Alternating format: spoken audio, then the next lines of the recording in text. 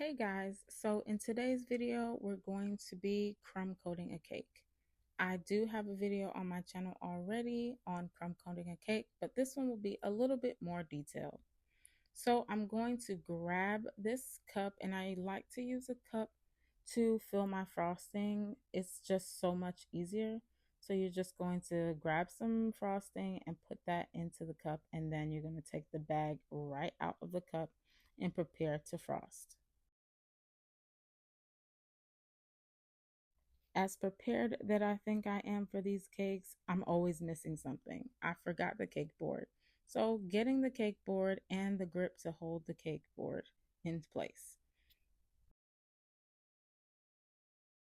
So, I'm going to unwrap the first layer of the cake so that when I put the frosting onto the cake board, I'm ready.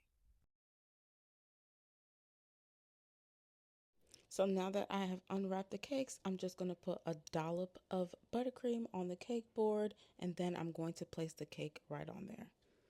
This video is going to be very beginner friendly, so the reason for putting the buttercream on the cake board is just so that the cake sticks to the board. Now, to get an even layer of buttercream in between each layer, I like to use the piping bag to just swirl all around so that there's an even layer of buttercream in between. I then place my cakes right side up. A lot of people do place their cakes upside down because the bottom is usually flatter, but my cakes are flat on both ends, and that is because of the recipe that I use. If you're interested in that recipe, I will link that below. Now, I did attempt to place it upside down to see if I liked it that way, but I did not. As you can see, it was very uneven. So if you do decide to do your cakes upside down, then you have to continuously do all layers upside down. After filling in between, now it is time to crumb coat. So I like to fill in the gaps in between each cake layer first, just to get an even layer. And then I'm going to use the piping bag to put the frosting all over the cake. I find it easier this way because you do get an even layer of buttercream all around the cake. Throughout my cake decorating journey, I did find that the more that you do this, the easier it gets. And once you get the flow of things, you won't need a piping bag. I do have to pause for a moment to see, look at my sister's hand on the left side, stealing frosting. You'll see it, it's coming. There it is.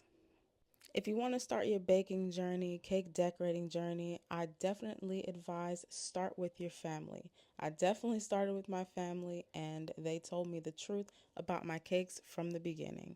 Now they love my cakes and I am the family baker. So now that the frosting is all over the cake, I just like to use the offset spatula to spread that all out before I use the bench scraper. Now, the crumb coat, a lot of people say it matters. It does matter. But for me, I just like to get the frosting on there so that I can put it in the fridge to set and then start on the real important layer of the cake. Now, I'm not saying skip the step. You definitely need a crumb coat. I know some grocery stores, they may not necessarily do a crumb coat because of the type of frosting they're using. But if you're a home baker, I would definitely suggest doing the crumb coat so that you have a clean, smooth layer and you don't have crumbs in your final layer of cake. So I'm just going to add some more buttercream on the top to get that all covered up.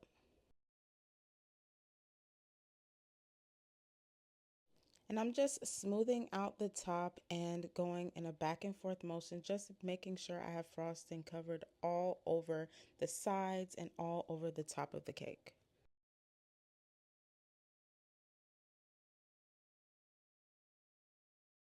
Then to smoothen all the frosting out, I'm going to use the bench scraper to get a smooth final layer. But there will be some gaps and I'm going to fill those up with more buttercream.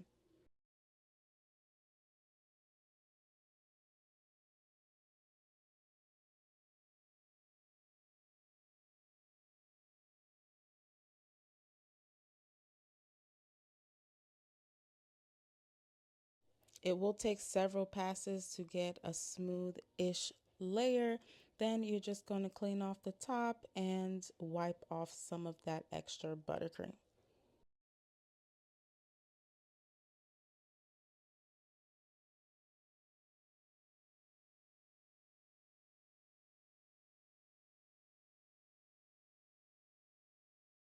Now this is not a perfect crumb coat, but this crumb coat is going to work because I'm going to put another layer of the same color. And that is it. The crumb coat is finished. Thank you so much for watching. Don't forget to like, comment, and subscribe. See you in the next video.